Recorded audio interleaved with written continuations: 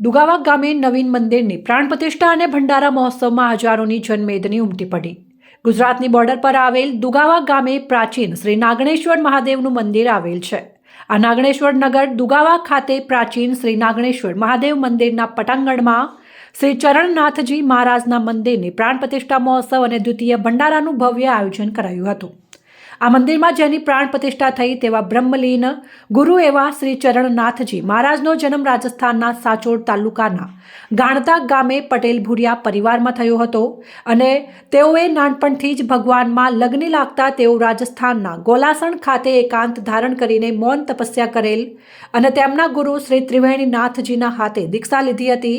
તેઓ ફરતા ફરતા રાજસ્થાનના દુગાવા ગામે આવેલ અને ત્યાં શ્રી નાગેશ્વર મંદિર ખાતે તેઓ સ્થાયી થયેલા અને કહેવત છે કે ત્યાં કોઈ રહી શકતું ન હતું, પરંતુ તેઓએ કરેલ ભક્તિ અને તપના કારણે તેઓએ ત્યાં વાસ કરેલ અને તેઓની ભક્તિ અને શક્તિના કારણે આજુબાજુના ગુજરાત તથા રાજસ્થાનના ગામડાઓમાં તેમનો મહિમા વધવા લાગેલ અને લોકોના દુઃખ દર્દમાં પણ ભાગીદાર થતા હોવાથી લોકોએ શ્રી ચરણનાથજી મહારાજને ભગવાનની માફક પૂજવા લાગ્યા।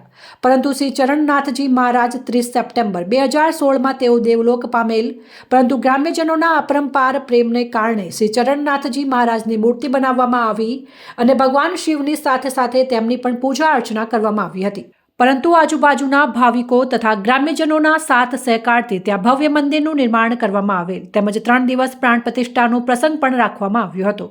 પ્રથમ દિવસે જલયાત્રા, કન્યા પૂજન, વાસ્તુ આહવાન, રાત્રે ભજન સંધ્યા, બીજા દિવસે મહાયજ્ઞ, શિખરાભિષેક, મહાસ્નાન અને ત્રીજા દિવસે પણ ડોક્ટર લલિત દ્વિવેદી વૈદિક કર્મ માર્ગદર્શક પ્રતિષ્ઠા મહોત્સવ, પંડિત પોપટલાલ જોશી, પંડિત મહેન્દ્રકુમાર વૈદિક મંત્રોચ્ચાર દ્વારા સ્થાપિત દેવતાઓનું પૂજન અને પ્રાણ પ્રતિષ્ઠા કરવામાં આવી હતી, તેમજ હેલિકોપ્ટર દ્વારા પુષ્પવર્ષા પણ કરવામાં આવી હતી। આ કાર્યક્રમમાં ગુજરાત તેમજ રાજસ્થાનથી હજારોની સંખ્યામાં લોકો ઉમટી પડ્યા હતા। આવનાર તમામ માટે દાતાઓ દ્વારા ભોજન પ્રસાદની પણ વ્યવસ્થા કરવામાં આવી હતી। આ પ્રસંગે રાજસ્થાન તેમજ ગુજરાતથી મોટી સંખ્યામાં સાધુ ભગવંતો તેમજ રાજકીય આગેવાનો પણ ઉમટી પડ્યા હતા અને આવનાર તમામને શ્રી ચરણનાથજી મહારાજના પરમ શિષ્ય રતન એવા યોગી શ્રી નોમીનાથજી મહારાજ અને મહંત ભરતનાથજી મહારાજ તેમજ ગ્રામ્યજનો દ્વારા આવકારવામાં પણ આવ્યા હતા।